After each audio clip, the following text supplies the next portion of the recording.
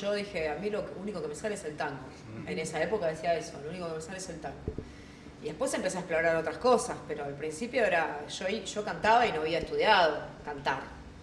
Después hice algunas fechas y empecé a buscar un profesor y bueno, y di con Ricardo Catena, que era un gran maestro de canto, cantor lírico del Colón. Él había trabajado en todas las óperas del mundo, tenía unas historias que eran increíbles y pasé con él 2 años más o menos y después bueno, fui como creciendo en la técnica y pasé por otros profesores como para ir transitando otros caminos y bueno, después me quedé con Nora Feynman, que es también una gran maestra, que tiene un método que tiene que ver bueno, con el bel canto y algunas cosas que ella inserta, digamos, en el método que está bueno.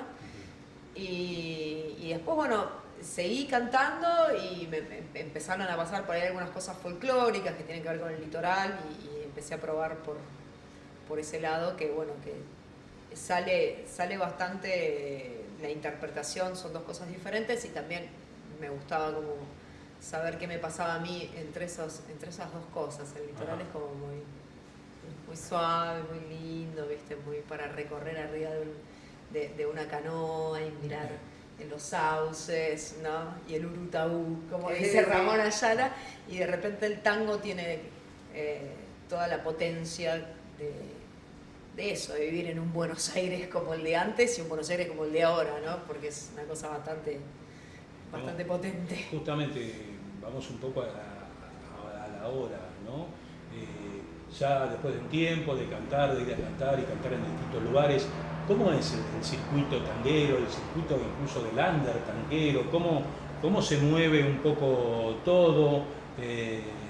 ¿Cómo es eso?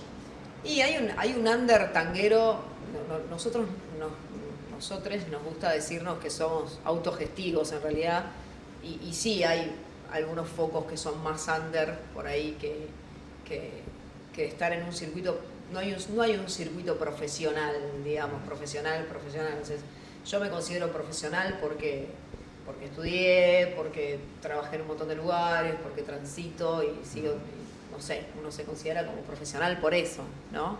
Porque trabajo más de cantar, que es lo que más hago. Pero no es que hay un circuito que vos decís, bueno, tenés que entrar a un circuito profesional. O sea, hay una serie de lugares que tienen identidades propias y que llevan adelante sus movidas, digamos, culturales dentro del tango.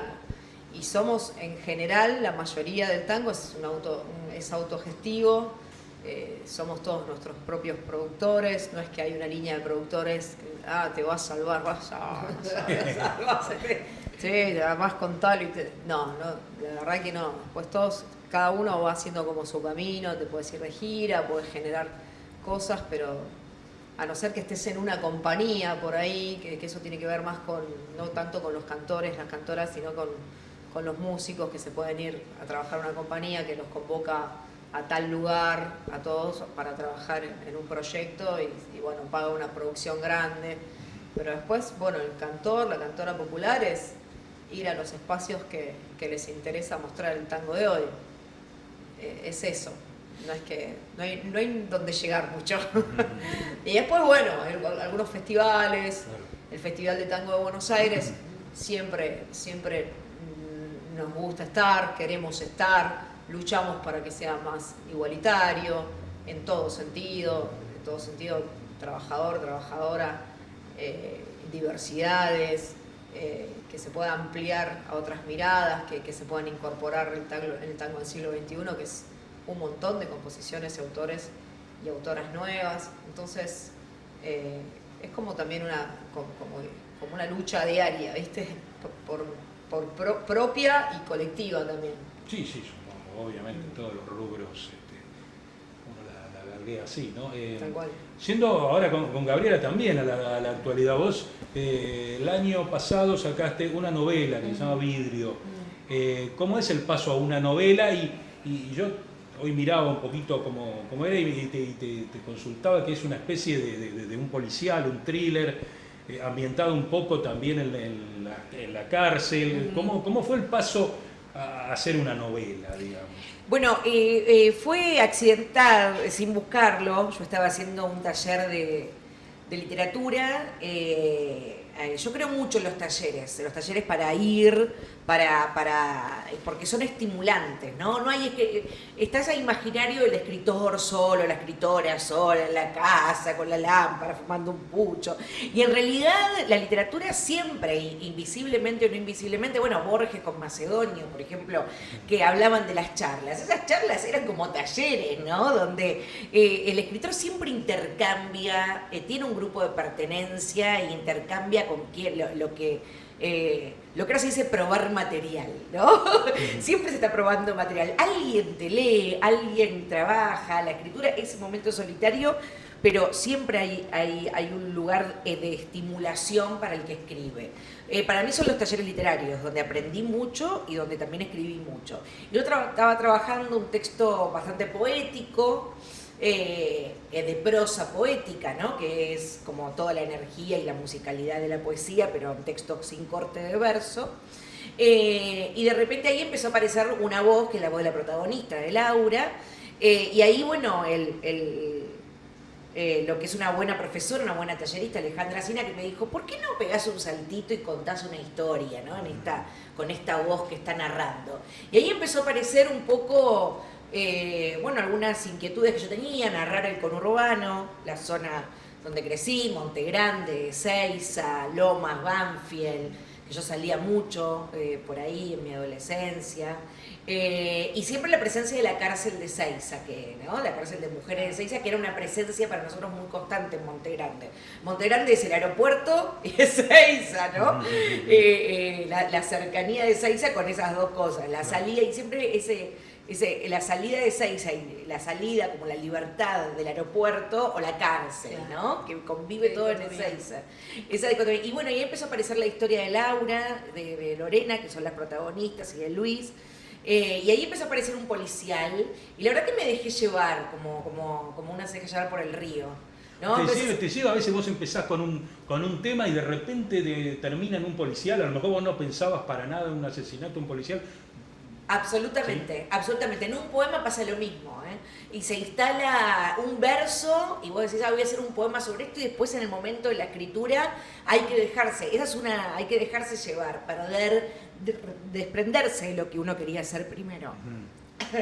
Y dejarse llevar por lo que pide el papel, ¿no? Nunca se entra un texto en blanco con una idea previa, hay que dejar que suceda todo en el momento en que se está escribiendo, ¿no? Que suceda todo ahí. Uno es que, voy a pensar una novela con todos los capítulos y después la vuelco. Los textos más potentes o los que funcionan sirven cuando sucede en el momento que se está escribiendo. Y así apareció Vidrio, ¿no? En el momento que la estaba escribiendo, un capítulo tras otro, y después también una dinámica de escritura que fue un ejercicio. El taller era una vez por semana. Entonces yo llevaba un capítulo por semana. Entonces tiene un ritmo de policial y de thriller muy desenfrenado, justamente porque estuvo escrito así. La técnica de escritura fue esa técnica. Después se corrige un montón, puntos, comas, frases, pero todo el crudo de la novela fue así. Fue una técnica que se explora. Ahora, por ejemplo, estoy con otra novela que ya me lleva 3 años, ¿no? Y esa tiene otra, ¿no? Tuvo una primera escritura, ahora la estoy reescribiendo. Sucede acá en San Telmo, esta vez. Dejé, y esto lo voy a contar, pero porque ya que estamos en esta dupla académica, pero en Vidrio aparece un personaje que es la polaca. La polaca que canta. Que es la polaca Gravinsky que canta tango. Yo cuando lo leí dije, pero hay una polaca que canta tango. ¡Sos vos! Me dice, ¡no! Es una presa, la polaca, que además se dedica al comercio de celulares. Sí, tiene el negocio. Tiene el negocio. Hay muchas de esas, en la novela hay como guiños a muchas amigas mías que son personajes ahí. Está Micaela también, está Flor, otra amiga mía. Y esos son como chistines que aparecen, pero sí, creo que cada novela, a diferencia de la poesía, cada novela tiene sus tiempos.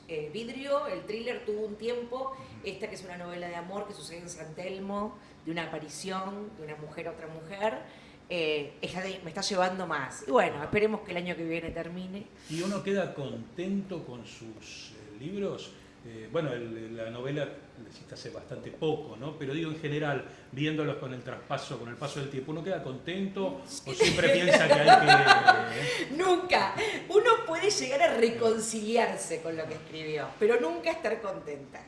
Creo que nunca te reconcilias con lo que escribiste porque es una parte de lo que sos.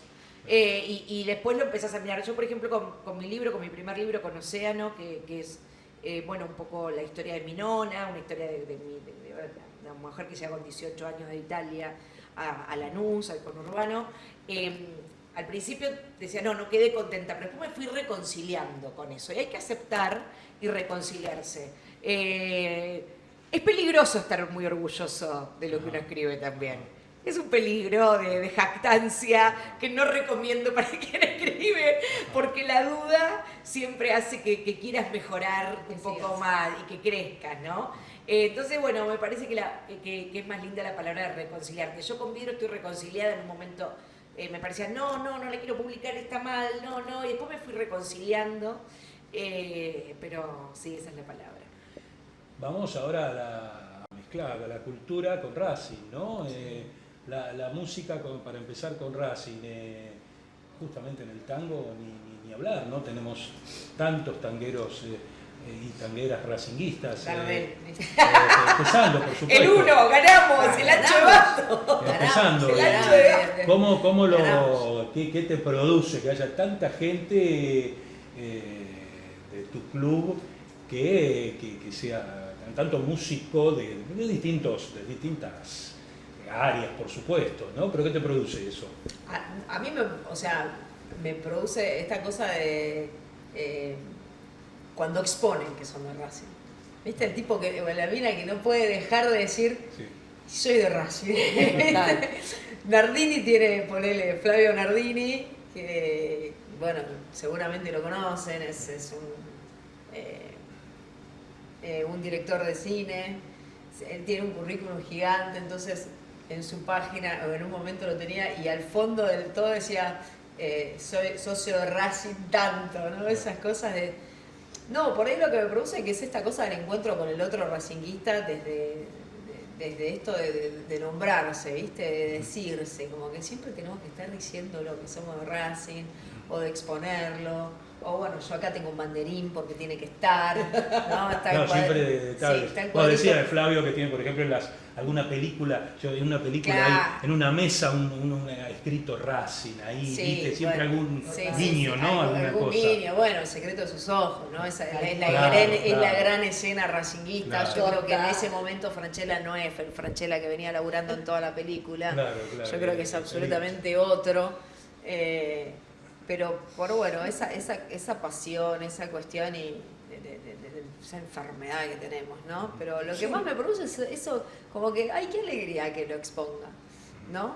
Y después lo contrario, el al revés, el estar en la cancha y por ahí, ¿viste? Estar al lado de alguien que no sabes absolutamente quién es y todo lo igual a Racing, ¿viste? Todo lo igual todo queda igual por Racing. Después te pones a hablar con el otro y el otro es, o no sé, ¿viste? Encontrarme a Sergio Renán en la cancha, ¿viste? Y saludar a Sergio Renán y decís, el tipo acá somos todos iguales, y lo único que queremos es que gane Racing, ¿viste? Nada más, que no nos eche a ninguno, ¿viste? Sí, por supuesto. Es eso.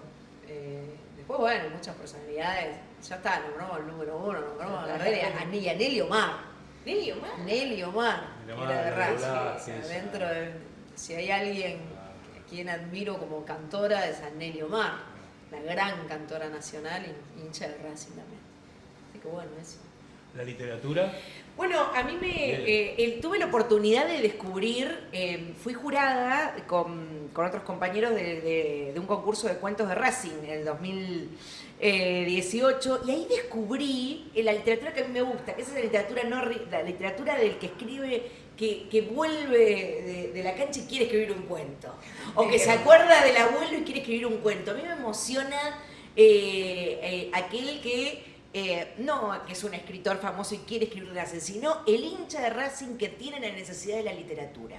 Que es esa necesidad de, que es un poco se desprende de lo que decía la polaca, de nombrarse, ¿no? De decir, ¿cómo expreso todo esto que me pasa con Racing, esta enfermedad? Que escribo un cuento, ¿no? Y bueno, y los que los mandaron, como 500 cuentos recibimos en el concurso de cuentos de Racing y fue hermoso. Muchas mujeres que escribían también, que contaban muchas historias parecidas a las nuestras, de cómo nació Bueno, y muchas leyendas alrededor, sí, de nombres propios, ¿no?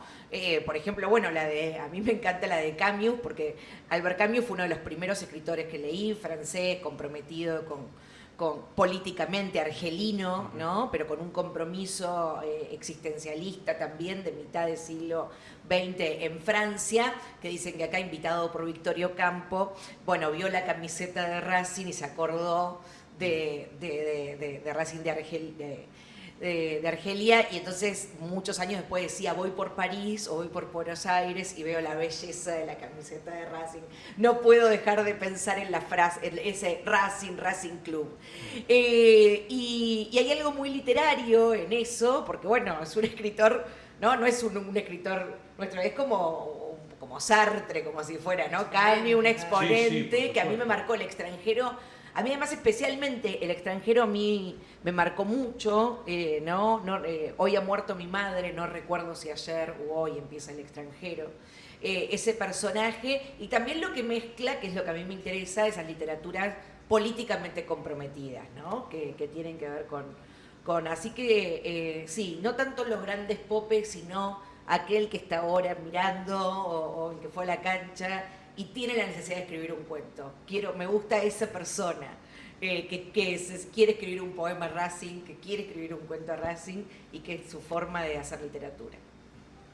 Bueno, chicas, la verdad se ha pasado rápido, como todos los programas se pasan rápido, y siempre al final le digo a los entrevistados si quieren agregar alguna cosita más relativa a todo lo que es la nota de la dupla académica, ¿no? Bueno, a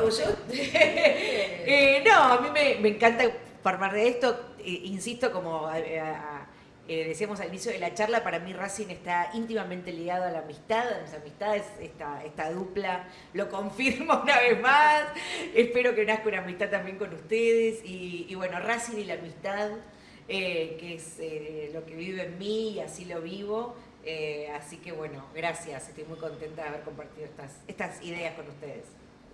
Sí, yo me quedaría hablando 45 horas más, porque si nos ponemos a hablar de fútbol, empezamos con las anécdotas y los goles, ¿te acordás? Bueno, ayer se cumplieron 20 años del gol de Bedoya. Sí, estamos en época, sí, obvio, ¿no? Claro, una locura.